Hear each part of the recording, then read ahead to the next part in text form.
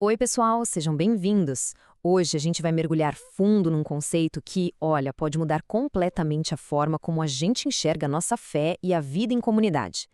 Vamos deixar de lado aquela ideia de igreja sendo só um prédio para entender o que realmente significa ser o corpo de Cristo. Pensa nisso, um organismo vivo, pulsante, totalmente conectado.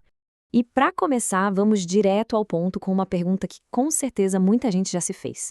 Num mundo que valoriza tanto a nossa individualidade, a nossa autonomia, parece lógico perguntar: ué, a fé não é uma coisa pessoal?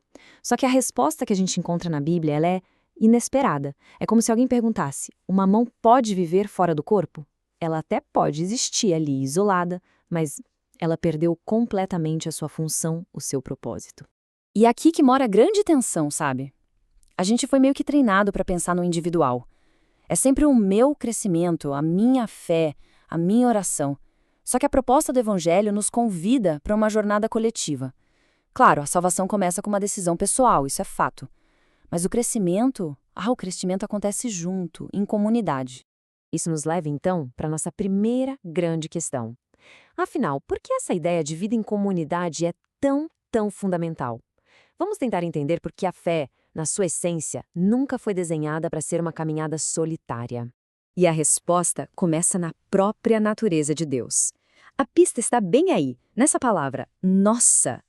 Lá no comecinho, em Gênesis, Deus não se apresenta como um ser solitário. Ele se revela como uma comunidade, a Trindade, Pai, Filho e Espírito, em unidade perfeita.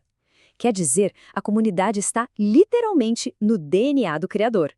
E essa imagem de Deus vai se desdobrando ao longo da história. Começa com Adão, uma imagem ainda individual, depois, ela é revelada de forma perfeita em Cristo, que é chamado de o primogênito entre muitos irmãos, e, finalmente, essa imagem se manifesta na Igreja, que é a expressão coletiva de Cristo no mundo. O plano de Deus sempre foi um povo, e não apenas um monte de indivíduos isolados. E essa ideia de um povo nos leva para talvez a metáfora mais incrível e poderosa da Bíblia para descrever a igreja, a de um corpo. Imagina só, um corpo com um monte de partes diferentes, mas que são todas absolutamente essenciais. Vamos ver como é que isso funciona. O apóstolo Paulo deixa essa imagem claríssima. A igreja não é para ser uma organização, tipo uma empresa, é para ser um organismo. Somos muitos, com dons e histórias diferentes, mas formamos um só corpo em Cristo. Cada um de nós é um membro, sabe? Totalmente ligado aos outros. E essa ideia, gente, vira a lógica do mundo de cabeça para baixo. O mundo valoriza o quê? O sucesso individual, a competição, quem se destaca mais. Já na lógica do corpo de Cristo, a meta é a edificação de todo mundo junto. Cada membro é indispensável, até aquele que parece mais fraco ou menos importante. Não tem nada a ver com competir, mas sim com se complementar. Para ficar mais fácil de entender, pensa numa orquestra. O violino não é mais importante que o tambor? De jeito nenhum. Os dois são essenciais e seguem o mesmo maestro. Ou pensa num time de futebol.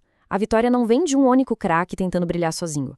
Ela vem do jogo coletivo, onde cada um faz a sua parte pelo bem da equipe. Certo. Se a igreja é um corpo, aí vem a pergunta óbvia. Quem manda nisso tudo? Quem está no comando? A resposta está na função da cabeça desse corpo. Em qualquer corpo, a cabeça é o centro de comando, certo? É ela que direciona, que planeja, que governa todo o resto.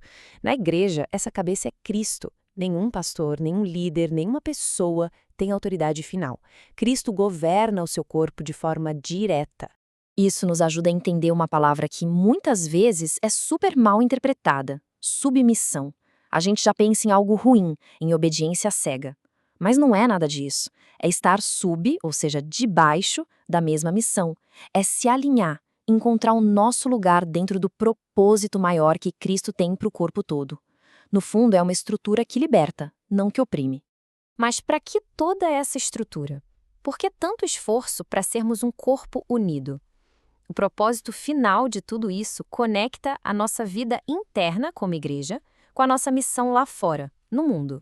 Parem e pensem nisso por um instante. Antes mesmo do pecado entrar no mundo, num cenário perfeito, a primeiríssima coisa que Deus olhou e disse: "Isso não é bom", foi a solidão do ser humano. A comunidade é o antídoto de Deus para o problema mais fundamental da humanidade. 28. Esse número, sozinho, já diz muita coisa. Essa é a quantidade de vezes que o Novo Testamento nos manda fazer alguma coisa uns pelos outros. A ênfase nesse cuidado mútuo, nessa responsabilidade que a gente tem um com o outro, é simplesmente gigante.